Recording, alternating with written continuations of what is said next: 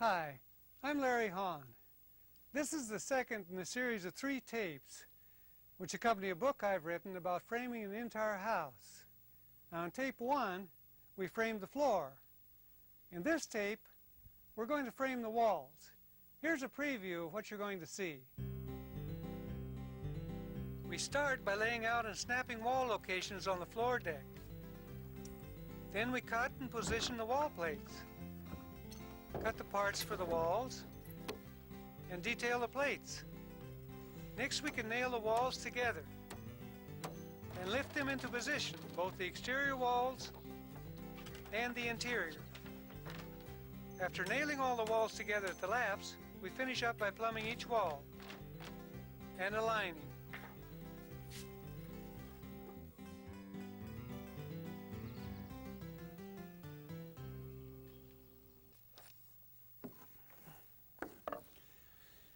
Well, it's nice to have the floor down. Once the floor is down, we know we don't have to work down in the dirt and the mud anymore.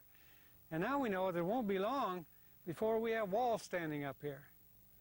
To get to that stage, we have to do some layout. Now, layout's the process of taking these wall lines that we see here on the blueprint and transferring them out to the floor. We do that by means of a chalk line. Now, layout really is simple, but I know from looking at a blueprint and seeing all of these lines out here, people say, wow, that looks difficult, but it really isn't. Here's how we do it.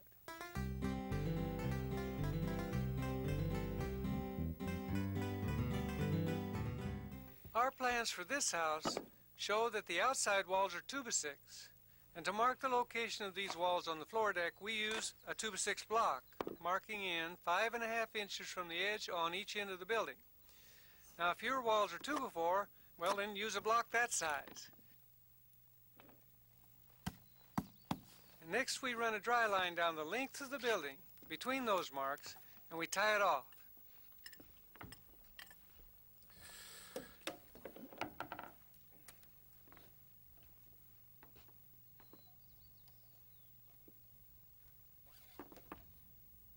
We mark near the center of the dry line so we can snap the line in 2 sections.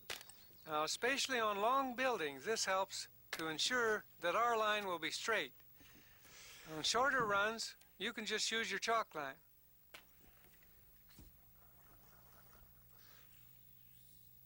I got 32.3. At this point, it never hurts to recheck to make sure the exterior walls are parallel.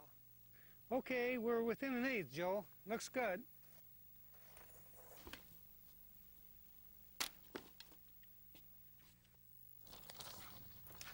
We need to start with a long through wall, Larry, which is this one, and it's 17.3 outside the center.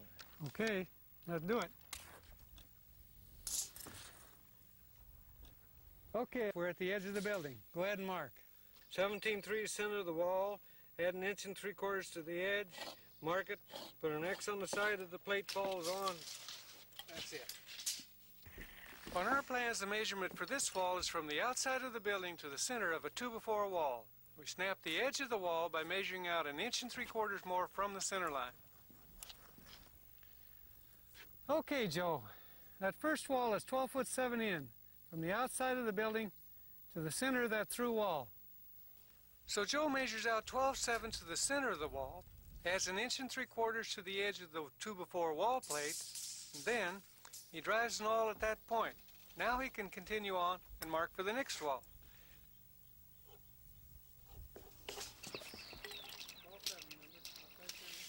Now, of course, each wall line needs a pair of marks on the floor before it can be snapped, and that's what Joe's doing here on the 12'7" wall. And you can see this wall has some plumbing in it. Joe's laying out a bathroom wall here. Most of our interior walls are 2x4. This one's got a lot of plumbing in it, so we'll make that one 2x6. And just so we don't forget, Joe marks it right on the floor. When we lay out a building, we typically lay out the long walls first, and then the short ones, like this short bathroom wall. Now, it's important to keep your plans handy so you can refer to them often. Accuracy at this stage makes the work that follows a lot easier. 16 foot 6, 1, 2, 16 foot 3 1/4. I'm coming in.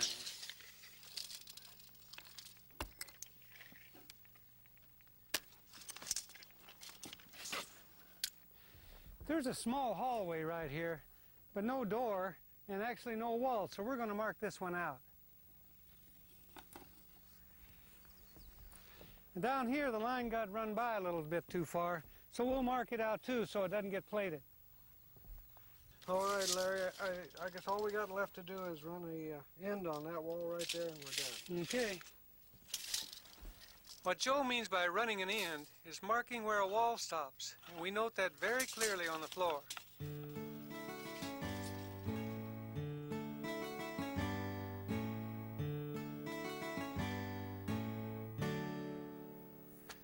Well, it didn't take Joe and I long to lay out this floor. We're all done, except we still got a rake wall. Take a look at these blueprints. Here we are right here. This is a rake wall. Goes up at an angle, follows the slope of the roof. It's the wall that sits right here on the end, all the way down through here. We'll build it and we'll raise it up like this, and it'll go up like this, following the pitch of the roof. Take a look at the blueprints again. Each stud in this wall is going to be a different length. In order for Joe and I to build this wall, we're going to lay it out on the floor full scale. Here's how it's done. I've been doing some sketching here to show you how to lay out a rake wall over here on our floor. Now this rake wall has a pitch of 4 1/12. Well, back on our floor, these dotted lines represent the chalk line that we snapped for our wall plates. So down here at the bottom chalk line, we come up 92 1/4. That's a stud length. Make a mark. At the bottom, on the outside of the building, we come over 12 feet and make another mark. From that point again, up 92 1/4 inches. We make another mark. From this point, we come up in feet, whatever our pitch is in inches. 4 inches, we come up 4 feet. And we connect those 2 points. Now, doesn't matter how wide this rake wall is. We can build it to here, or we can build it to way over here. With this outline, we can build it right on the floor. And we come up here 92 1/4. And another 4 feet. Then we come over here 12 feet. From the outside. Got it? Okay. Then at that point, we come up again 92 1/4. And 4 more feet, and that X is right there. So without using a lot of fancy math, we're able to establish our 4/12 pitch. We snap a line right through our X's. First one side,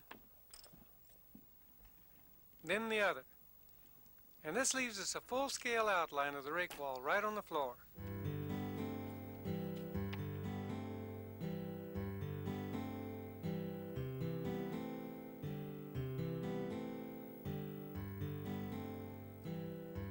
Well, Joe and I have all these wall lines snapped out on the floor. So we're ready to start plating. Plates are the tops and the bottoms of walls. The important thing to remember is that these plates need to be put down in a certain order. If we put them down in the right order, then framing walls is going to be a lot easier. So let's take a look how we do that. Actually, it's quite easy. Here we have a model of our floor. And what we've done is we've taken these outside walls, these long outside walls, and we've run them all the way through, from outside to outside. We call these walls through walls. Here, at the width of the building now, these walls butt into the through walls. So we call these walls butt walls. We have them here, here, here, and here. If you plate like we have it here, you're going to find that wall framing is a whole lot easier. Here on this model, I want to show you an example of how not to plate. You'll notice that none of these plates run all the way through. They run through on one end, But here, on this end, it butts into its neighbor. And that's true of this one, and this one. Now, if you plate like this, we call this style log cabin style, you'll find that when you raise walls, you'll always have one in the way. But look, let me show you something simple. Make a little change. See what happens? You now have these two walls that run all the way through. And these walls butt to them. So, we'll build our walls like this. We raise these two through walls, and then we can raise these two butt walls. No problems. It's time to pack lumber. We're scattering all our 2x6 plates for the exterior walls. At this stage, we haven't cut any of them to length. And now, with all the plates scattered, we can start positioning and cutting them. This is a butt wall, so Joe flushes his end to the chalk line, and he tacks it right on the line with an 8-penny nail. We don't want these plates to move around. At my end, I saw to the chalk line. I don't need a square or a measuring tape here to cut accurately.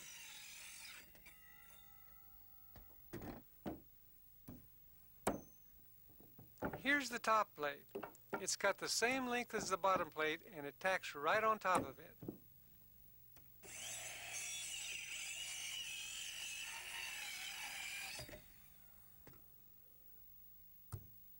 This is another butt wall. Got it, Joe? Yes, sir. Again, tacked right on the line. I use a 2x6 block as a guide to cut it back 5.5 inches from the through wall.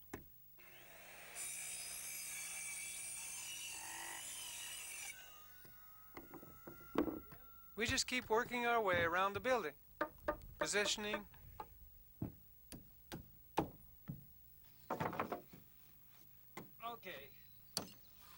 tacking, cutting. But take time to cut these plates accurately. It'll save you a lot of headaches later on. You can see that this wall has some plumbing pipes in it. Here we can cut the plate so it butts the pipe.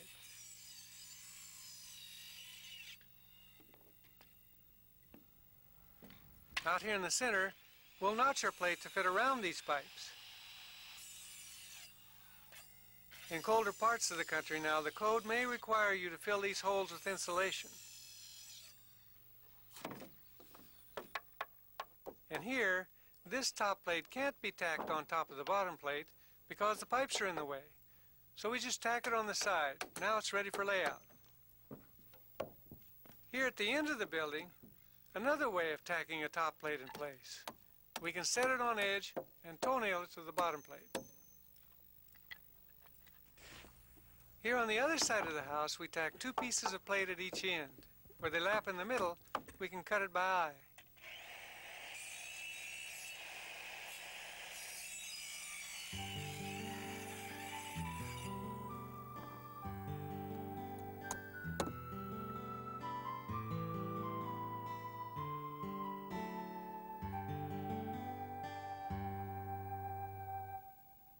We're done tacking the exterior plates. Now it's time to pack and position the 2x4 interior plates.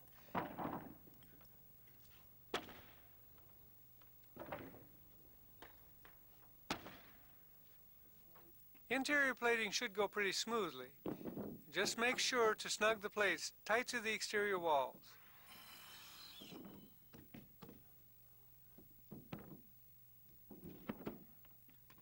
And again, we have to cut around any pipes. And then we tack the plates down on the X side of the line. Tacking the wall plates down is important because we keep butting the wall plates into each other. I want it nailed down sometime when you get them out. Yeah, so I'll just go ahead and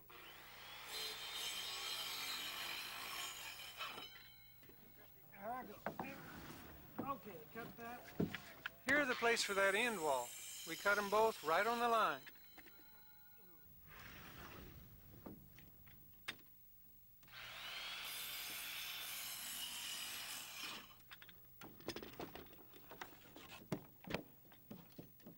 That's what we do. We just keep working our way around. plating the long walls first, generally, and then filling in the short wall.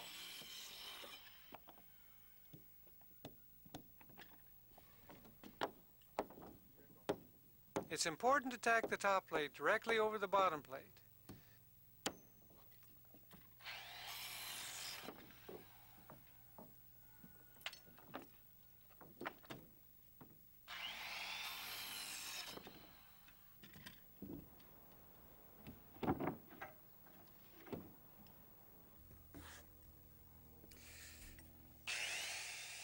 You probably noticed that I've been doing all the cutting and Joe does most of the nailing. We work together. It's just more efficient that way.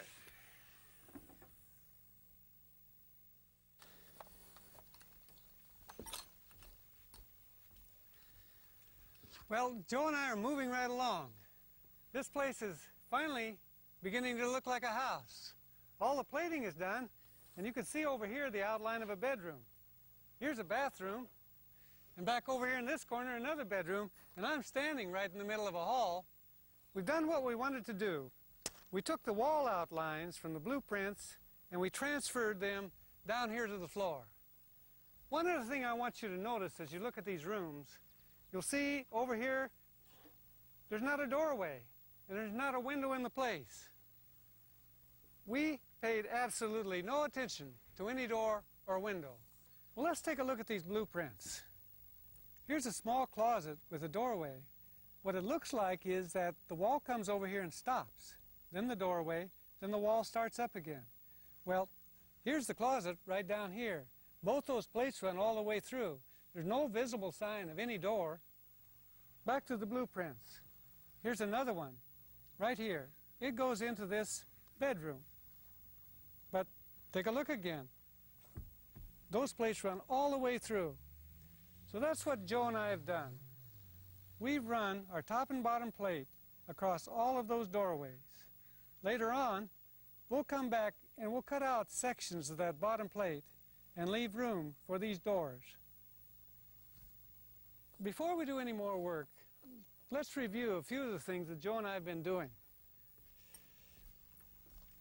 Here, this wall here, it's got pipes coming up through it. We couldn't set this plate on top of it like this. We just set it right alongside. Now, we can lay out across both of them. Here's another style. This wall, too, has pipes. So we set the top plate here on edge, and again, we can do our layout across both plates. Over here, 2x6 wall. Got a lot of pipes in this wall. So what did we do? We ran this wall in 2x6. That'll leave plenty of room for all the pipes the plumber's going to put in there. Here we have a toilet. We needed a little bit more room for that toilet, so instead of a 3.5-inch wall, we ran one in 1.5 inches. That's a few of the things that we're going to do. There's lots more to come. Let's get on with our work.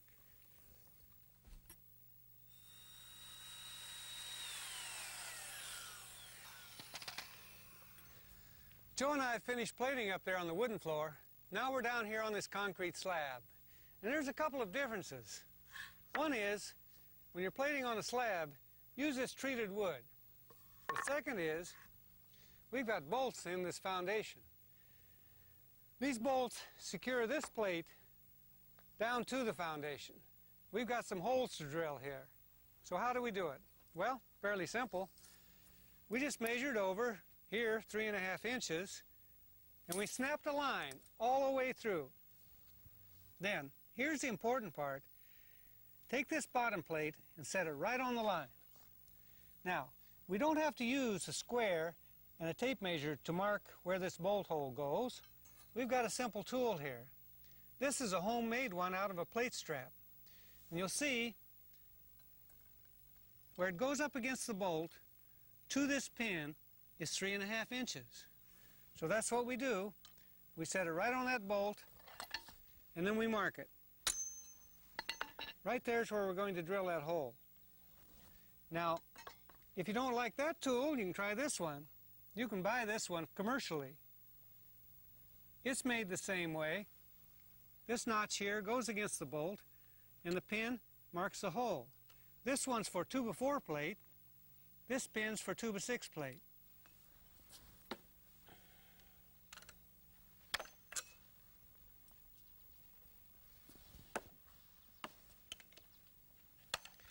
Now, if you don't like to bend over, you can use this tool. It's a stand-up bolt marker. Put it on the bolt. This one works for 2x4 this way. If you got 2x6, just turn it around. Put it on the bolt, straight out. Square it up with the material. Mark your bolt.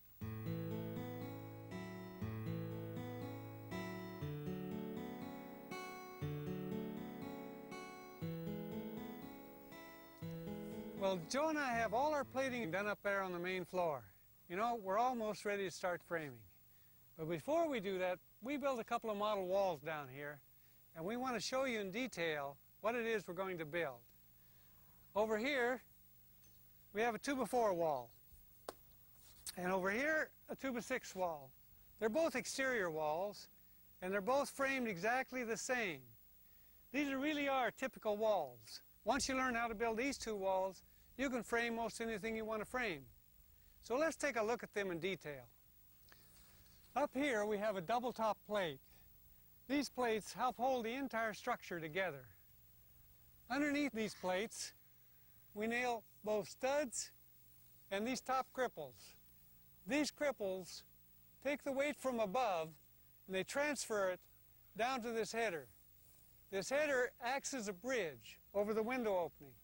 It, in turn, is supported by a trimmer on each side. These trimmers come down and set on a rough sill. The rough sill leaves an opening for the window. The rough sill is kept to the proper height by the bottom cripples. The bottom cripples go on down to the bottom plate. The bottom plate itself sets right here on the foundation, and that foundation supports the entire weight of the building. But one last thing now about this window frame. This whole structure is held together by these two king studs that are nailed one on each side. They run from the top plate clear down to the bottom plate. Now, one of the things that you're going to notice looking at these headers is that they run throughout the building at exactly the same height. Well, carpenters maintain that height by use of a story pole. Let's take a look over here. The standard height for us where we frame is 6 foot 10 inches, right there. And once we know the size of the header, here we're using a 4x6, what's left over on this story pole is the length of our top cripple. Here we have a 3/0 window opening. That's carpenter talk for 36 inches. On this story pole, we've laid out for the rough sill. Well, what's left over on that story pole is then the length of the bottom cripple. That's simple enough. Now let's take a look over here. What if we use a 4x12 for a header? Take a look. We don't even have to use any top cripples. Well, what about if we have a smaller header and a taller window opening? That's where the story pole comes in again. We have a 4x4 header right here. What's left over on this story pole shows us the length of this top cripple.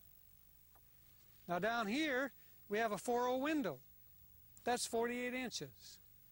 Again, what's left over on this story pole is the length of this bottom cripple. Now, one more thing about window trimmers. You remember over here, we used a floating trimmer. It goes from the header clear down to the rough sill. That's the kind of trimmer that we use when we're nailing in wooden window frames. But here's another style. On this window, we used a continuous trimmer that runs from the header all the way down to the bottom plate. We normally use this kind of trimmer when we're nailing in metal window frames. There's more about that in the book. Now, let's take a look at these headers. It's pretty obvious that this header is one piece of wood, but that's not the only way to deal with headers. Over here, we took 2 pieces of 2x6, and in between those two, we sandwiched a 1/2-inch piece of plywood, and we spiked it all together. So what about a 2x6 wall? What do we do then? Well, here's an easy solution. On this window, we just laid this 4x6 flat, and it works fine. Over here, we had a much larger opening. So we set our 4x6 up on edge, nailed on a 2-inch piece of furring that'll allow us to nail on our drywall, and that works fine. So now let's take a look at corners and channels. Well, here at the corner is one place we tie this building together, here and up on top. I know it's hard to see what's going on there, so let me hop down on this garage slab and look at a model. Here we have a 3-stud corner, very typical. The exterior partition comes into it, this nails into the corner, and it leaves backing for drywall, both sides. Now, if both walls are 2x6, we do it a little differently. Again, a 3-stud corner with a 2x4 flat in here. Then the exterior wall comes up against that and nails together. There is a third solution to this called a 2-stud corner. You can nail a stud like this and a stud like this. That'll give backing to a wall coming into it and still leave backing for the drywall. The difference between this one and this one is that this one's stronger.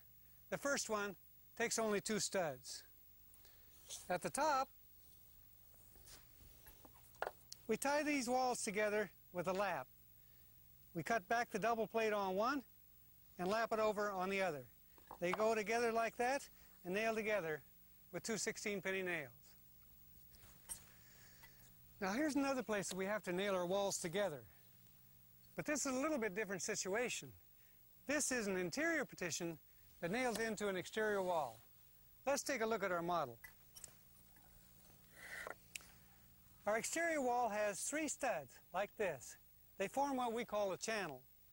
To that is nailed the interior partition. And then on both sides, we have backing for our drywall.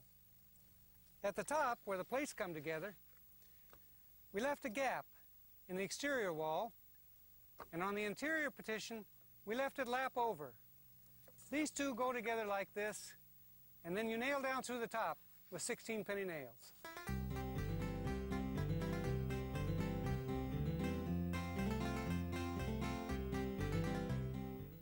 Well, before Joe and I can put the walls together, we need some parts. The most efficient thing to do is cut all the parts at one time.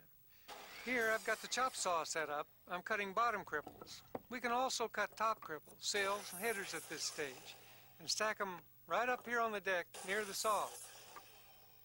When you're cutting thick headers, it's handy to have a circular saw this big, but you could also use a radial arm saw or make 2 cuts with a smaller saw.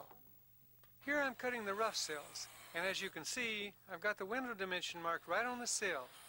That makes it easy to look at the plans and find where each header goes.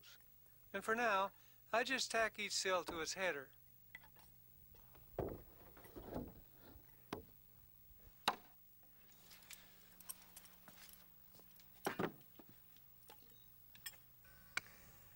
Didn't take Joe and I long to cut our cripples, and over here we have our headers.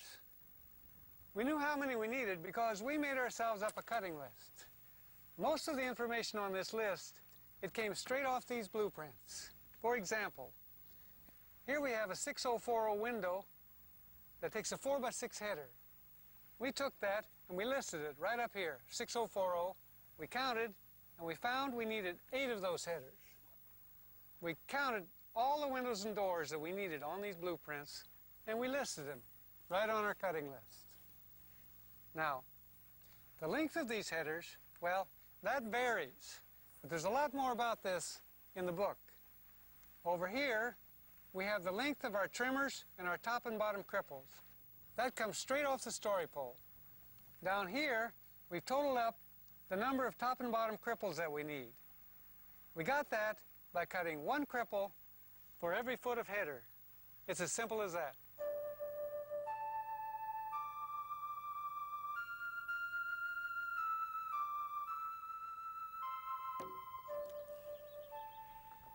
The next thing we do is scatter all our headers.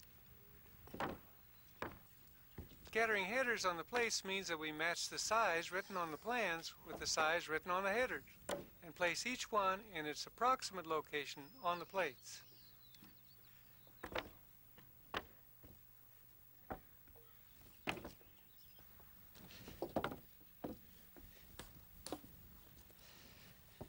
Well, that's the last of the headers.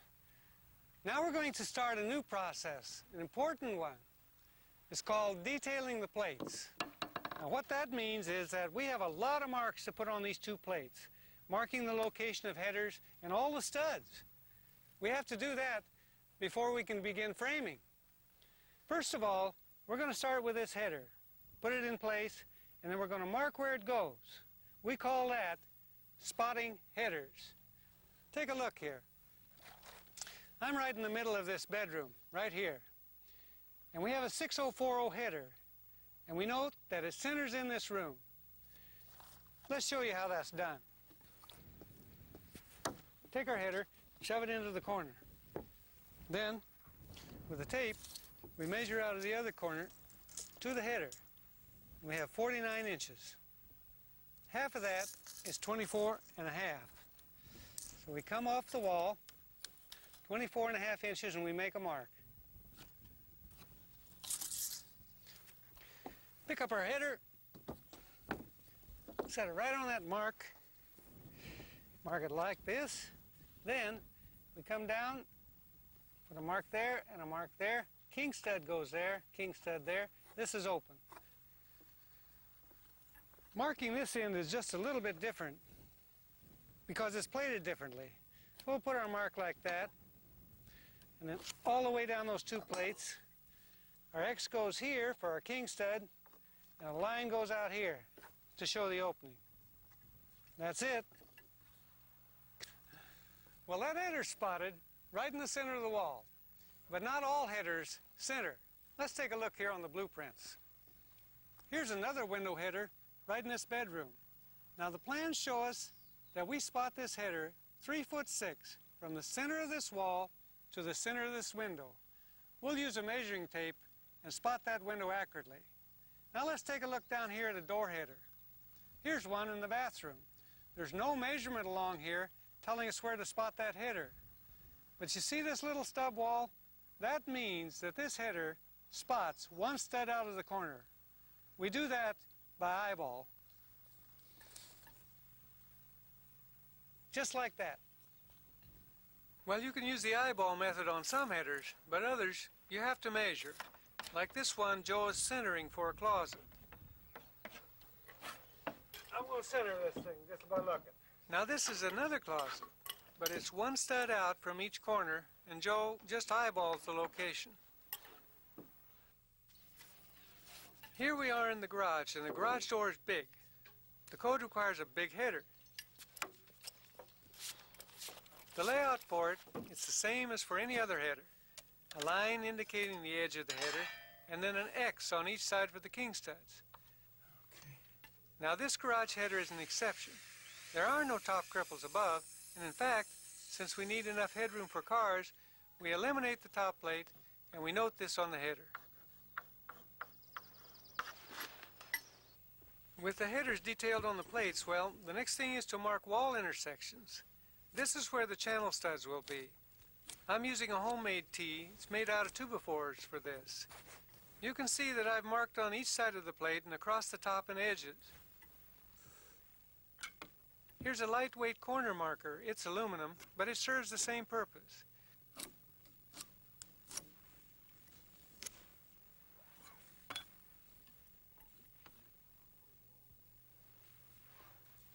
We can also use the same device to lay out our 2x6 wall.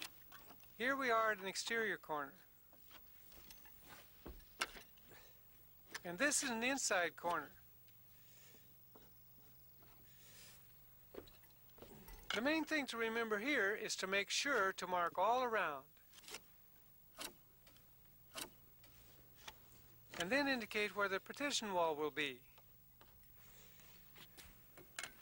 When you've got the plates lying flat because of plumbing, just mark one plate, extend all the lines, and then transfer the lines to the other plate.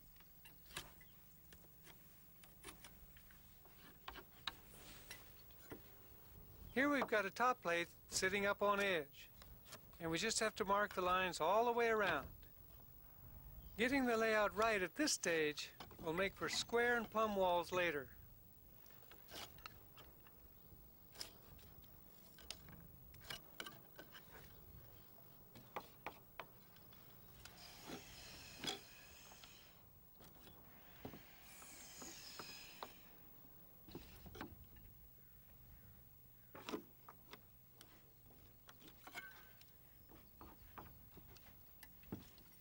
We've got all the corners and channels marked, and now Joe's laying out where extra studs and blocks are needed.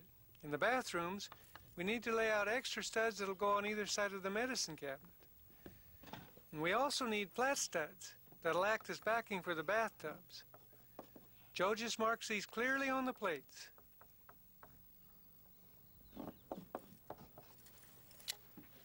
In the same area, we need to place a stud on each side of the water pipes for the tub. This will leave room for the plumber. The book has a lot more about this.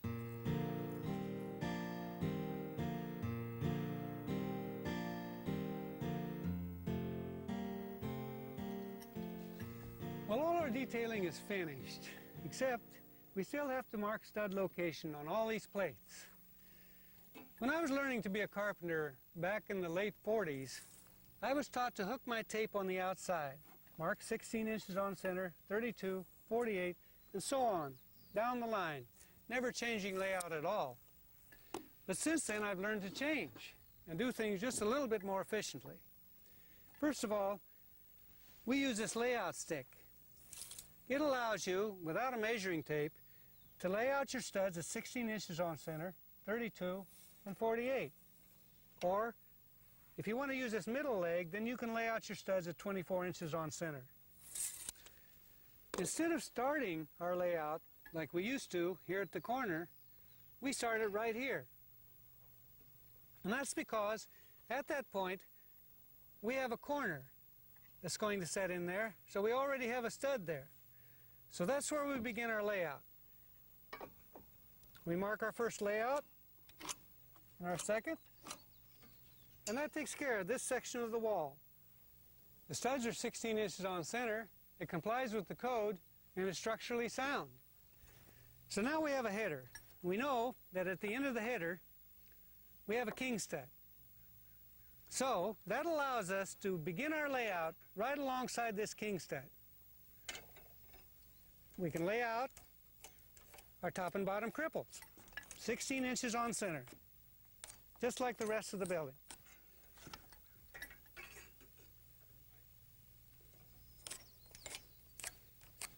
Here we are at the end of the header again, another king stud. So we can change layout again. Beginning right there, we take off 16 inches on center. Now, here's something that's interesting. If we continue our layout from this point, 16 inches on center, then between these two walls, these walls right here, we get two studs in this short little section of wall. But we really don't need that many. Let me show you what's going to happen. At this point, we have a channel. So we already have a stud right here.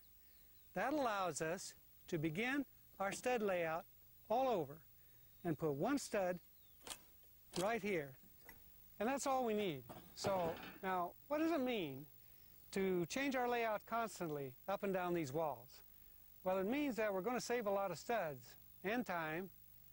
We comply with the building code.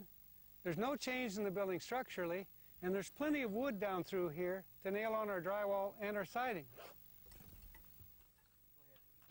Here, Joe's laying out a section of exterior wall that has no doors or windows in it, no headers to mark, so the work goes real quickly. But here, there's a header in the way where a window's going to be, so the layout slows down a little. He has to mark the location of both the top and bottom cripples. Joe first extends his line down on the header, then marks the plates by eye.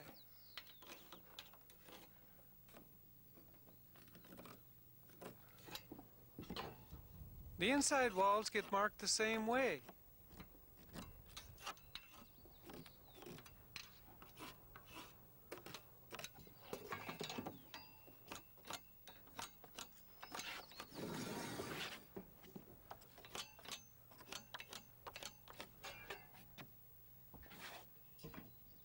Here, he's using the long prongs so he can mark across the two flat plates at once.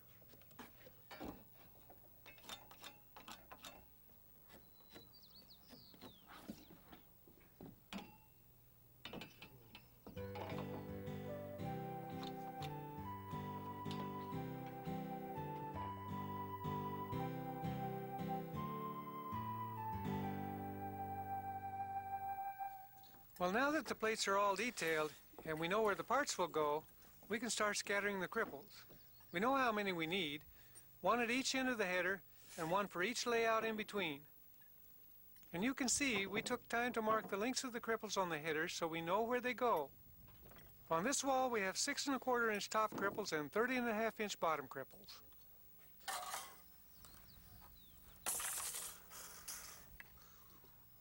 With the cripples in place, we can scatter our king studs, not haphazardly, but one at each end of every window header.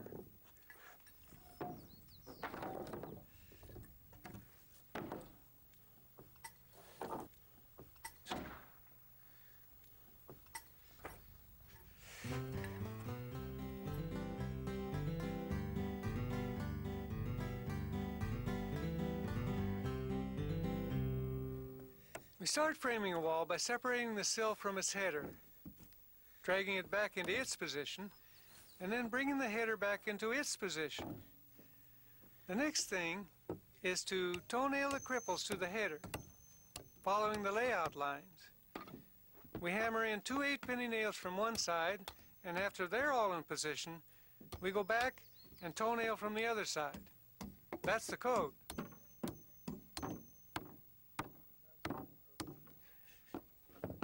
Then we flop the header unit on its side in position and nail off the bottom cripples. 2 16 pennies through the sill into each cripple. That'll do it. Right there, you can see our layout lines.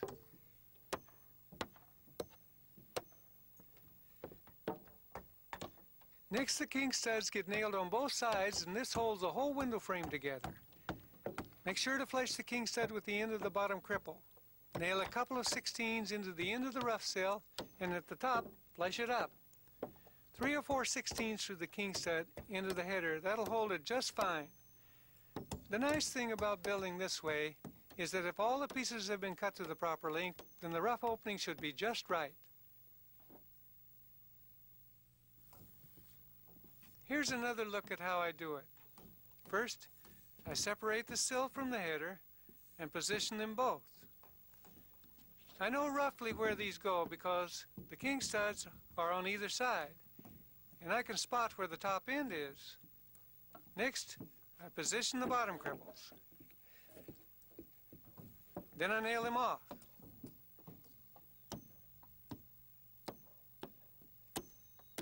And then I do the same thing at the top.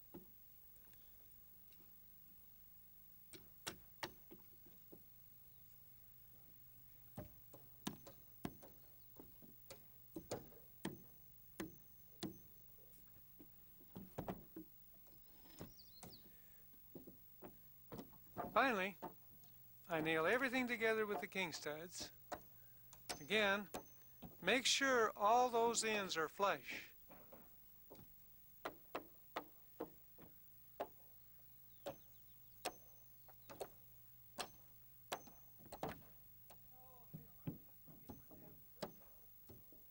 And that's all there is to it.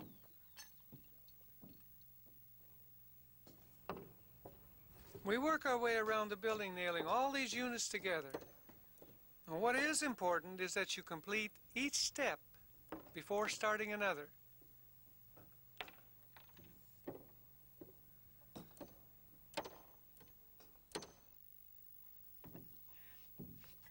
With all the window frames nailed together, we can start building walls.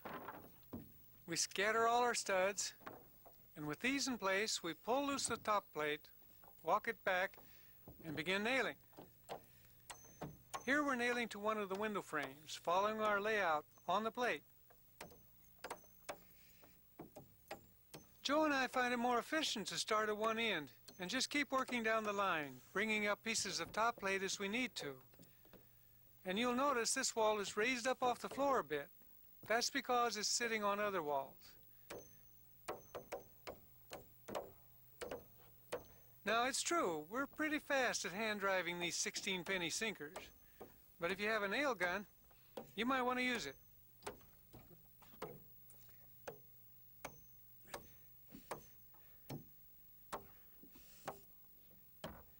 This is a channel unit.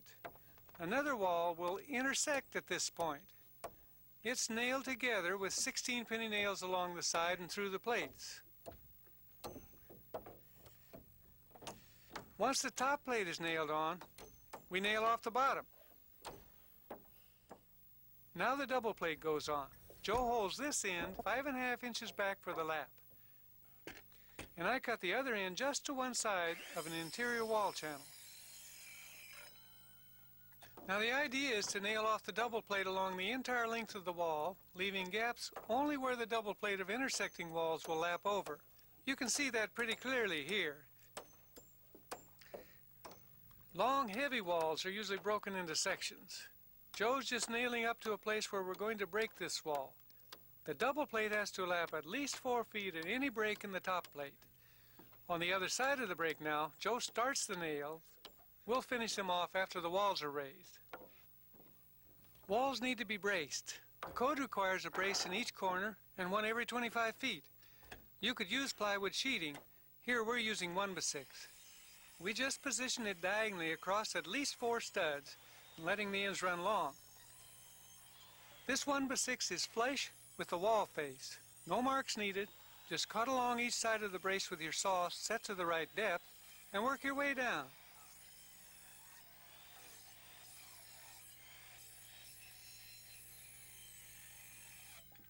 Then, with the 1x6 out of the way, just lay your saw over on its side and remove the waste carefully with a plunge cut.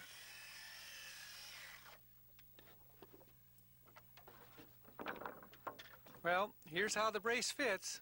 I put it in position, then nail off the bottom end and the first stud with 8-penny nails. And then just start nails over the remaining studs and the top plates. They'll get nailed off after the walls are plumbed. And finally, I mark the trimmers to length and cut them accurately.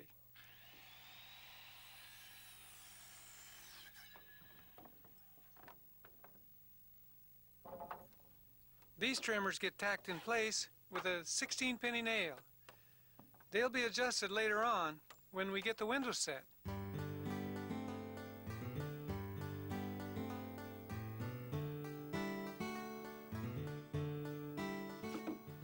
Well, we're about ready to raise walls. Now, to keep the wall from sliding off the edge, I'm nailing these pieces of 2x scrap to the rim.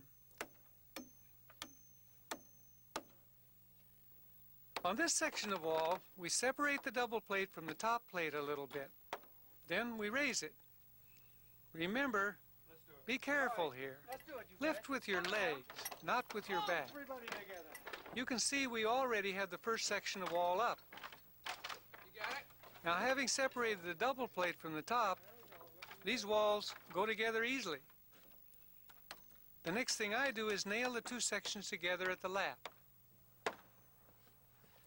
Okay. Well, sometimes you need to move the wall for endo, one way or the other. Just stick your hammer claw under the plate and lever it into position. When it's right, we nail the bottom plate to the floor with 1/16 in every stud space. The code doesn't require exterior wall sheeting on this house. When it does, we find it easier to sheet after the walls are raised. There's a lot more on this in the book. Finally, we run temporary braces, both inside and out. Yeah, well, let's do it. Up we go. Yeah. Looking good.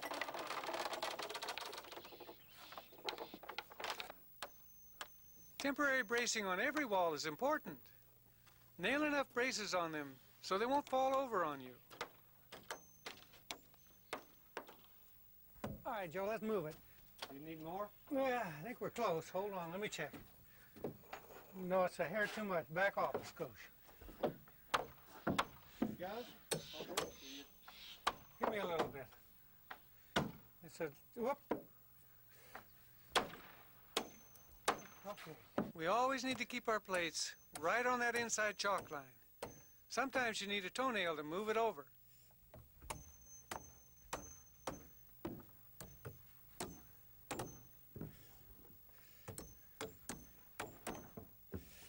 Get a hold of it. Up we go. Everybody together. Yeah. That's it. Nice and easy.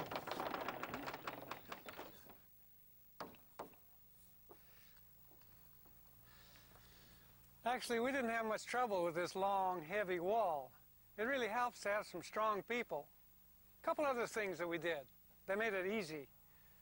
When we nailed this brace on, we left this through wall leaning out a bit, here 3-4 inches.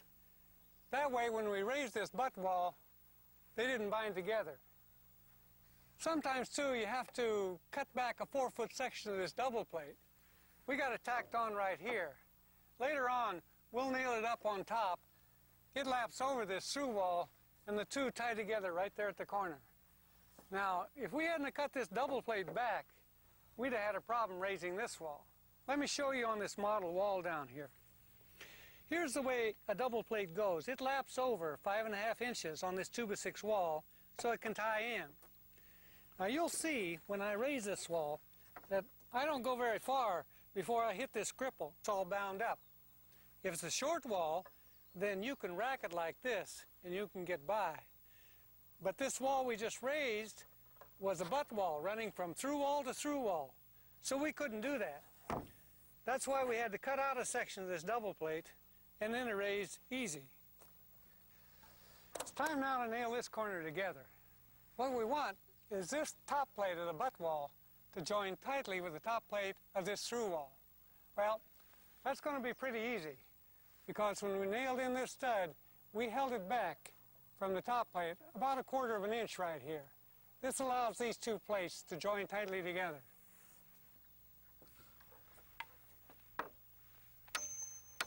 Most codes require that these corners be nailed together with 3/16.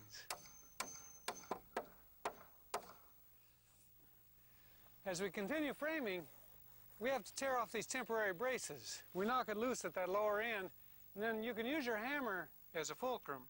It'll pop right off of there like that. We've got most of the exterior walls up, and we're building the interior ones. We frame and brace them in the same way as the exterior walls. When you're nailing channels together, sometimes that backing stud drops down into the pocket. Just pick it up with a 16, then nail it off with 3/16 on each side. Here I'm cutting blocking for the medicine cabinet. I push the board up against the stud and I cut it by eye.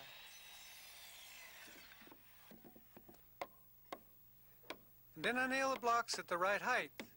There's more on this in the book.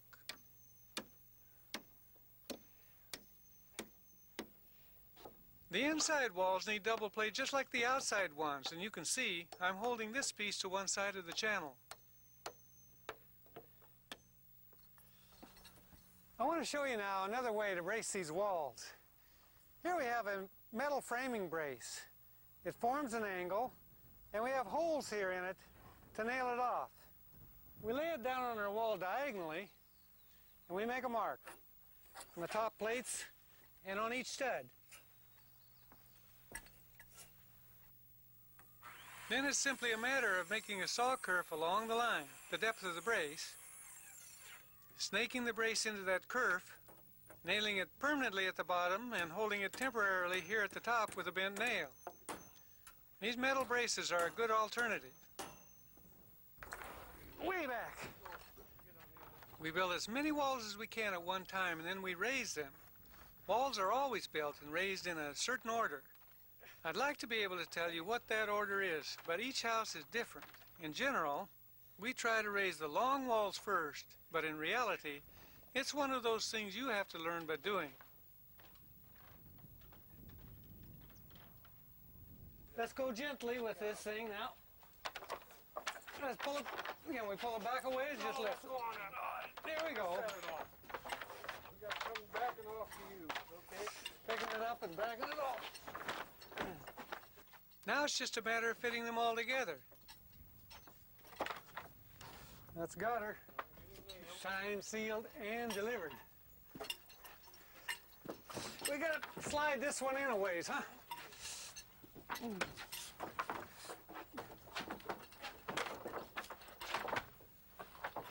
That's it. Up we go. The thing to realize here is that because these plates were fitted tightly together on the floor, they'll fit tightly now that they're raised.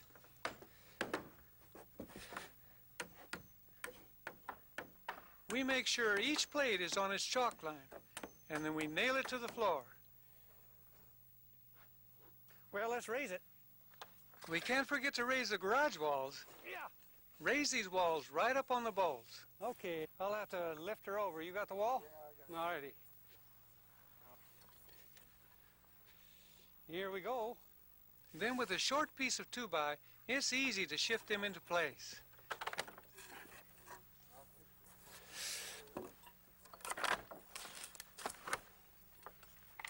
Crank her down.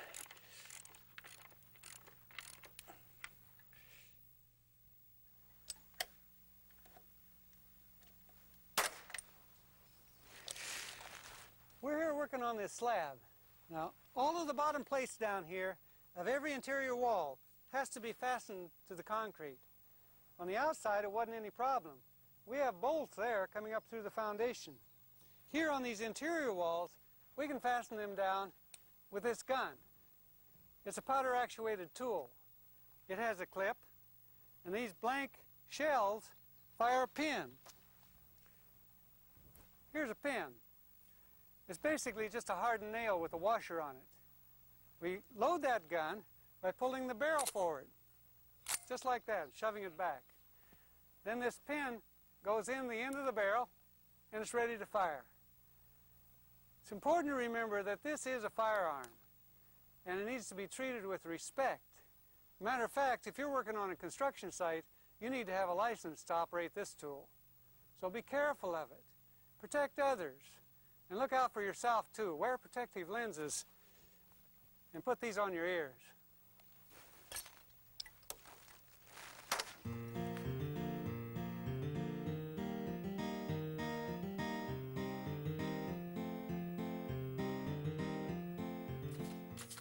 Well, it's finally the right time, and we've got enough room to build our rake wall. Remember, this is the end wall we snapped out on the floor. The top of it follows the slope of the roof. On a rake wall, we nail the bottom plate on first. Then we bring up another plate, identical with the bottom, and flush up one end. Now the tops of these studs run long and will be marked and cut in a moment. Right now I'm placing them flush with the layout marks on the plate. I think we got it. Looks good. Once they're positioned, Joe and I transfer the chalk line we originally snapped on the floor to the studs. This line is where we'll cut them.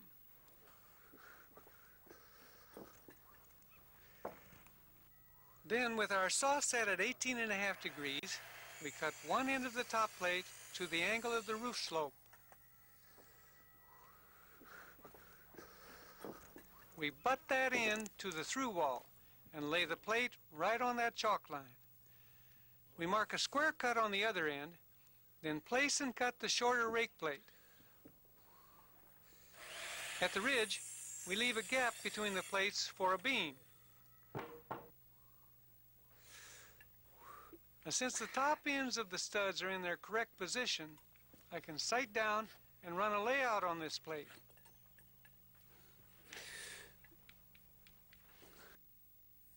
With the plate out of the way and the saw again set at 18.5 degrees, we can cut the studs and cripples the length.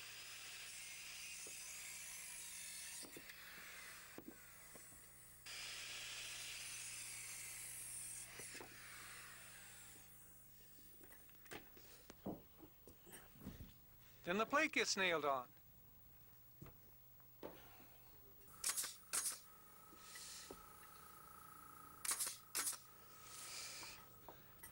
There's a lot more about rake walls in the book. Are we ready? Ready. Well, let's do it then. Everybody together, up we go. That's one stage, two stage. We're doing it. We're doing it. We're doing it. Just keep going. Looking good. Looking real good. We just have to knock the double plate up here at the corner to get these two walls to join. Beautiful. Walls over 9 feet tall normally need a block in the middle to help strengthen the wall. That's the code.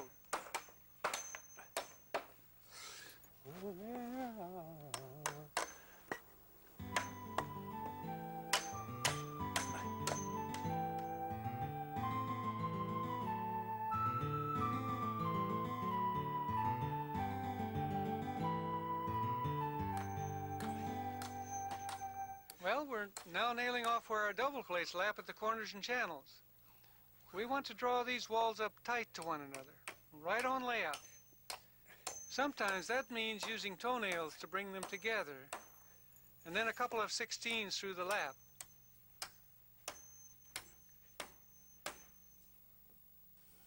Here it is again. This is what we do with the toenail.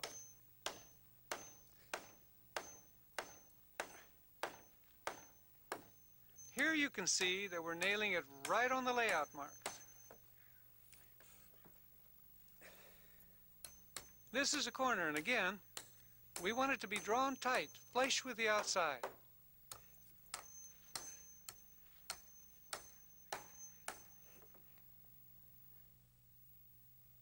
Here in the odds and ends category, often you have to use a plate strap to tie one wall to another. In this case, the garage to the main house.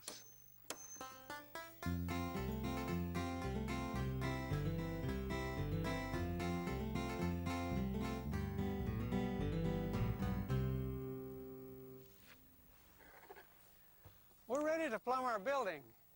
Plumb means that we want to make these walls straight up and down.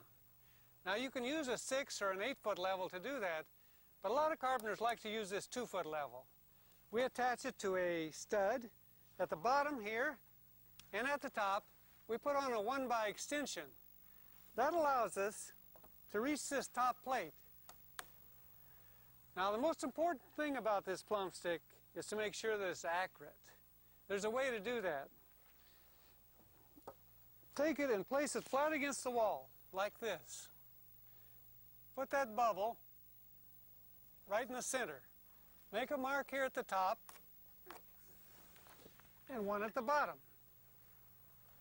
And turn that stud all the way over. Put it right on those marks. And check your plumb stick. This one's right on. But a lot of times it's not. A lot of times this level gets beat up, or the plumb stick itself is bent. So what you can do is loosen the level a little bit. Take a wedge, slip it in here at the top, like that, or another one maybe down at the bottom. It depends on which way the stick has to move. Put your tape back on and check it again. It may take 2 or 3 times to get this plumb stick accurate, but the important thing to know is that even though you have a bad level and a bowed stud, you can get it accurate.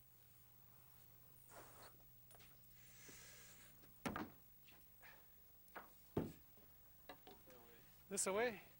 Starting here in the corner, Joe holds the plumb stick, and I use the stud as a brace, with the top end pointed the way the wall needs to move. Every wall needs to be plumbed.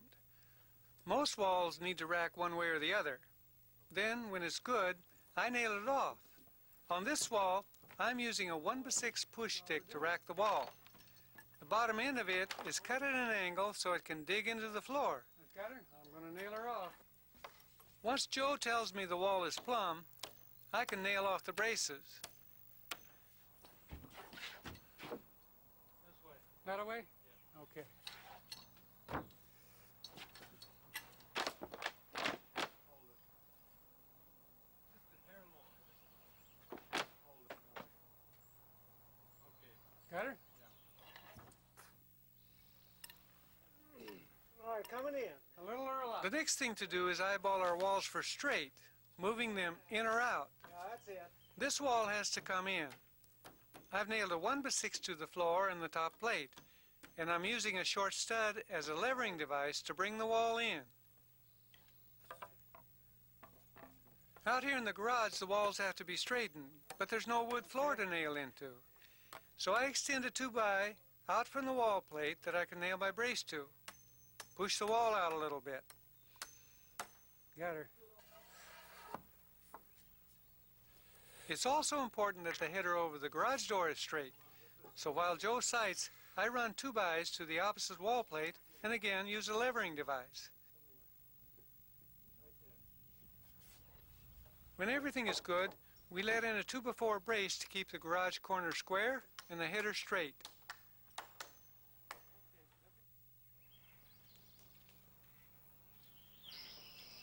Another way to align walls is by stretching a dry line from corner to corner, and this line is held out 1.5 inches from the wall at each corner. At the middle of the run, Joe checks for straight using a 2x scrap. I push the wall in or out.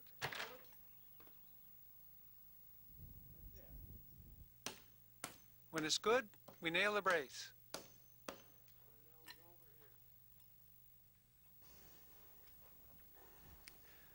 Well, we have all our walls framed. We can straighten up a little bit and look around. Still got a lot of work to do. This front wall, for example, has a lot of windows in it. We couldn't get in a permanent brace. We'll come back on it later and nail on some plywood shear. Over here in these doors, you'll note we don't have our trimmers in. We like to wait on door trimmers. When we set our door jambs, then we'll get good straight stock. Now, this is a one-story house, but you might be building 2 stories. So what's the difference? Well, first of all, you have to have a heavier foundation. You got to pour a little more concrete. But this frame, it'll support a 2nd story. And if you know how to build this 1st floor here, well, then you can build a 2nd floor. There's very few differences between a 1st and a 2nd floor. You know, there really is no big secret to building, especially to building this house. It's a simple one. If you understand how to use tools and understand basic carpentry principles, well, then you can build this house. There's a lot of complicated carpentry in the world, and there's a lot of complicated houses, but this isn't one of them. If you learn how to build this house, then you can go on to the more difficult ones.